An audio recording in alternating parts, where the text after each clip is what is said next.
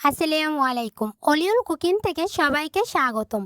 আজকের ভিডিওতে আমি দেখাবো তেল মশলা ছাড়া অল্প উপকরণ দিয়ে তৈরি একটি স্বাস্থ্যকর ও সুস্বাদু নাস্তার রেসিপিটি সকালের নাস্তা, বিকেলে হালকা খাবার বা বাচ্চাদের টিফিনে দেওয়ার জন্য দারুণ একটি রেসিপি। যারা ঘরোয়া রান্নার নতুন নতুন রেসিপি দেখতে ভালোবাসেন তাহলে আমার চ্যানেলটি সাবস্ক্রাইব করুন। ভিডিওটি ভালো লাগলে লাইক, কমেন্ট ও শেয়ার করতে ভুলবেন না। চলুন রেসিপিটি শুরু করা যাক। আমি একটা মিক্সিং বলে দিয়ে দিলাম 1 বাটি ময়দা, আর দিয়ে দিলাম হাফ বাটি সুজি, আর দিয়ে দেবো হাফ বাটি গুঁড়া দুধ, দিয়ে দিলাম স্বাদ মতো চিনি, আর দিয়ে দিলাম সামান্য পরিমাণে লবণ।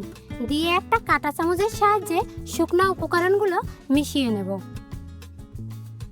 এখন দিয়ে দেবো 2টা ডিম, দিয়ে আমি শুকনো উপকরণের সাথে ভালো করে মিশিয়ে নেব। এখন অল্প অল্প পানি দিয়ে আমি একটা ঘন ব্যাটার বানিয়ে নেব। দেখুন আমার ব্যাটারটা হয়ে গেছে। এখন 5 মিনিটের জন্য রেস্টে রেখে দেব। আমি যেই বাটিতে নাস্তাগুলো বসাবো সেই বাটির ভিতরে আমি একটু তেল ব্রাশ করে নেব। আমি ছোট সাইজের 3টা বাটি নিয়েছি।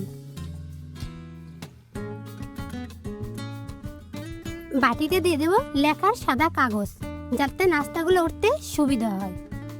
এখন কাগজের উপরে একটু তেল ব্রাশ করে দেব। 5 মিনিট পরে ব্যাটারটাকে ভালো করে একটু নেড়ে চেড়ে নেব। এ পর্যায়ে দিয়ে দেব 1 টেবিল চামচ বেকিং পাউডার, দিয়ে আমি ব্যাটারের সাথে ভালো করে মিশিয়ে নেব।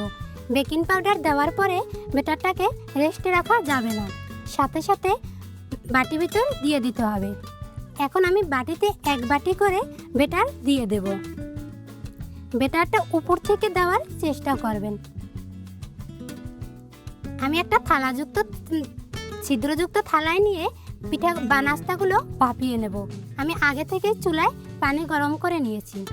এখন বাটির উপর একটা কাগজ দিয়ে দিলাম, ঢাকনা দিয়ে ঢেকে 7 মিনিটের মতো জাল করে নেব।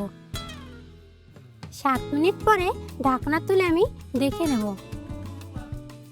একটা কাঠির সাহায্যে চেক করে নেব। দেখুন কাঠিটা ক্লিয়ার এসেছে। এখন চুলার থেকে নামিয়ে একটু ঠান্ডা করে নেব। এখন একটা ছুরির সাহায্যে আমি বাটির চারো সাইড ছাড়িয়ে নেব।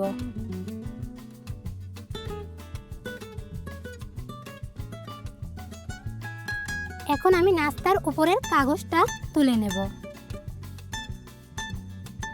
আমি বাকি নাস্তাগুলো একইভাবে ভাপিয়ে নিলাম।